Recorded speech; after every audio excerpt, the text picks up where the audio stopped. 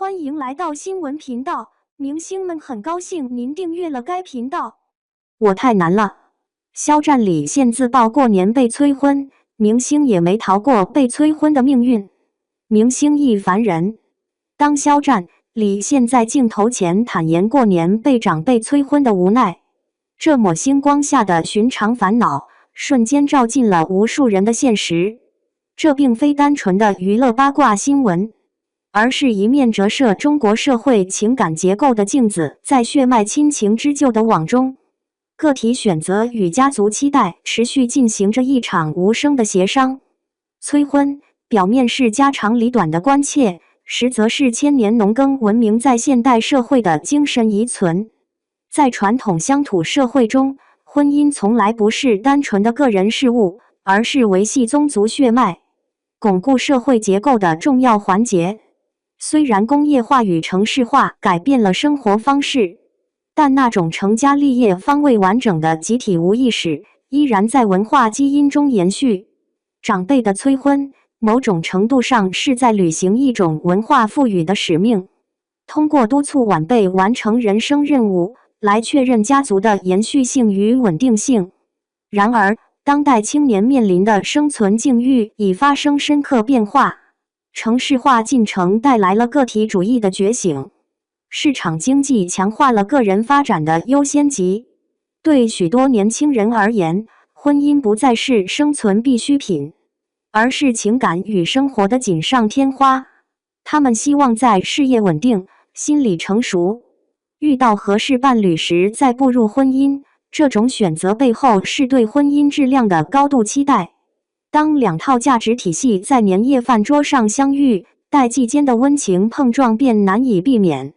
值得深思的是，催婚现象折射出中国家庭关系的独特温度。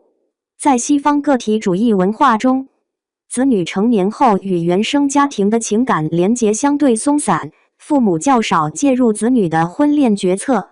而在中国，家庭始终是情感共同体，父母的关切虽有时显得越界，但其背后是深沉的爱与责任感。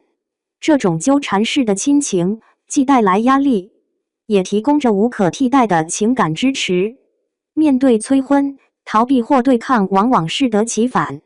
更为建设性的方式，是尝试在代际之间建立情感沟通的桥梁。年轻人可以主动分享自己的生活状态与婚恋观念，让长辈理解，单身未必是剩下，可能是主动选择。晚婚不是拖延，而是对责任的重视。同时，也要理解长辈关切背后的情感逻辑，那不是控制，而是以他们的方式表达爱。社会也需为多元生活方式创造更宽容的空间。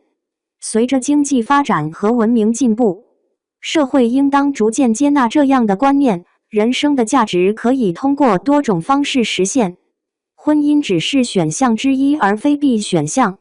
当独身、晚婚、丁克等选择都能获得平等尊重时，催婚的文化压力自然会减弱。肖战和李现的被催婚经历引发共鸣，正是因为他们触碰了当代中国大龄青年共同的情感神经。在传统与现代、集体与个体的张力中，我们都在寻找自己的平衡点。理想的代际关系，或许正如费孝通先生所言，是个美其美，美人之美。长辈学会尊重子女的生活节奏，年轻人理解父母的情感需求，在差异中寻求相互理解。当星光遇上家常，当个人梦想碰撞家族期待，我们需要的不只是无奈，更是建设性的对话。在变化的世界里，不变的应该是家人之间基于礼节与尊重的爱，而这或许才是应对一切灵魂拷问的最终答案。